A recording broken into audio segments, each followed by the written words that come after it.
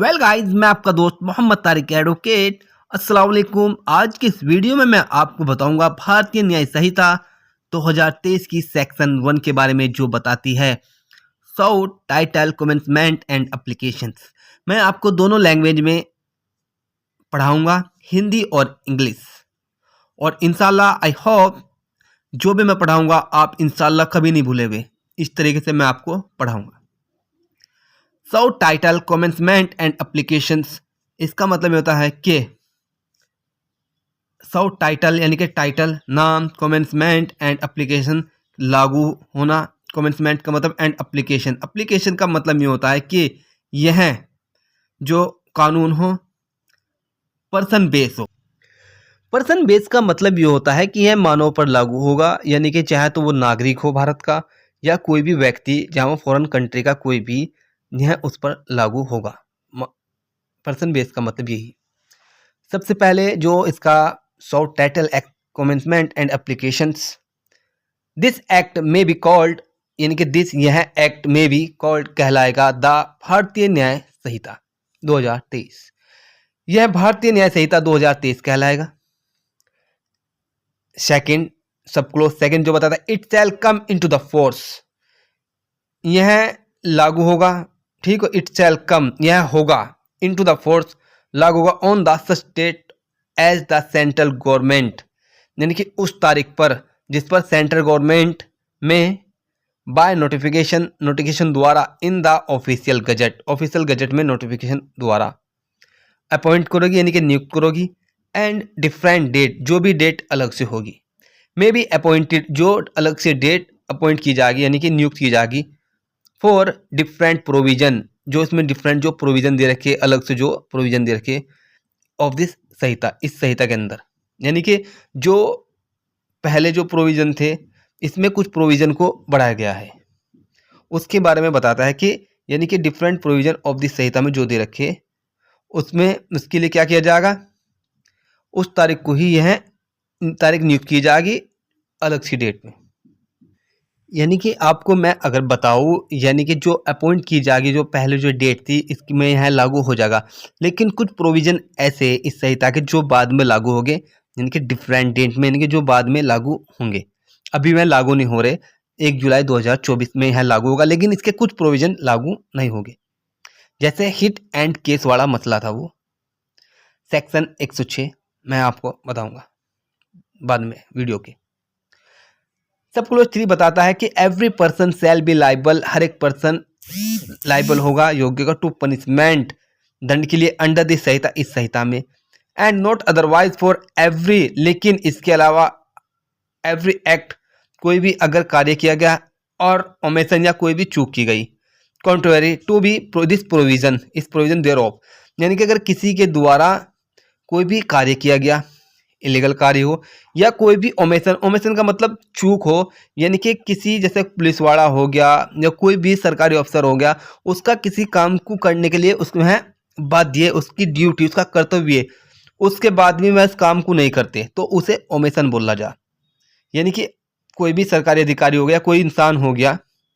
मानव, यानी कि कोई भी नॉर्मल व्यक्ति हो गया, कुछ काम करना, ठीक हो, यानी कि कानून को फॉलो करना हमारी रिस्पॉन्सिबिलिटी काम आदमी की, लेकिन अगर वह कानून फॉलो नहीं कर रहा प्रॉपर तरीके से तो एक ओमेशन कर रहा, एक चूक कर रहा। ओमेशन का मतलब ये हो, to this provision thereof which he shall be guilty within India, वह जो कि भारत के अंदर ही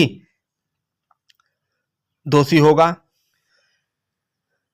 सब क्लोज 3 यही बता रहा, अगर वह कोई भी एक्ट कर रहा, इलीगल काम कर रहा या ओमेशन कर रहा, तो वह भारत के अंदर ही गिल्टी होगा, यानी कि दोषी ठहराया जाएगा, अपराधी होगा।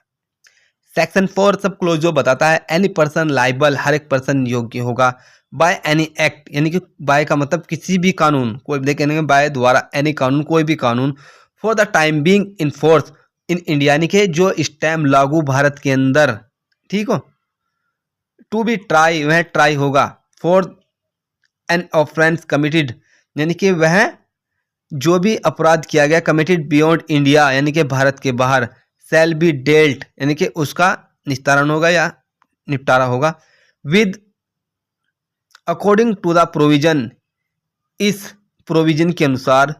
ऑफ दिस संहिता, ठीक है, इस संहिता में। For any act committed beyond, यानी कि कोई भी अगर एक्ट, कोई भी कार्य किया गया बियॉन्ड इंडिया, भारत के बाहर, in the same manner as such act has been committed within India, और यही मानना जाएगा सेम मैनर कि हाँ, यानी कि अगर किसी ने भारत के बाहर जाकर भी कोई भी अपराध कर दिया तो उसको ऐसा ही मानना जाएगा उस कार्य को कि हाँ उसने भारत के अंदर किया हो। इसमें यही बताया गया अगर कोई भी व्यक्ति भारत के बाहर जा कोई भी अपराध करता हो, लेकिन उसको यही देखा जाएगा उसका कि हाँ यानी कि वो अपराध उसने भारत के अंदर किया है। सेक्शन 4 ये बता रहा, ठीक हो। Sub clause 5, this provision of this Sanhita, यानी कि इस संहिता में जो भी प्रोविजन दिए गए, सेल ऑल्सो अप्लाई, यानी कि वह भी अप्लाई हो गए to any offence committed by, यानी कि जो कमिट किए गए। अब इसमें क्या बता रहा है, सब यानी कि सब क्लोज 5 के भी क्लोज। सब क्लोज 5 का ए बता रहा any citizen of India, Bharat का कोई भी सिटीजन हो, इन एनी प्लेस, किसी भी स्थान पर, विदाउट, बिना, एंड बियॉन्ड इंडिया, या भारत के बाहर, ये बता रहा। सब क्लोज 2 बी, 5 का B, any person on any ship, यानी कोई भी व्यक्ति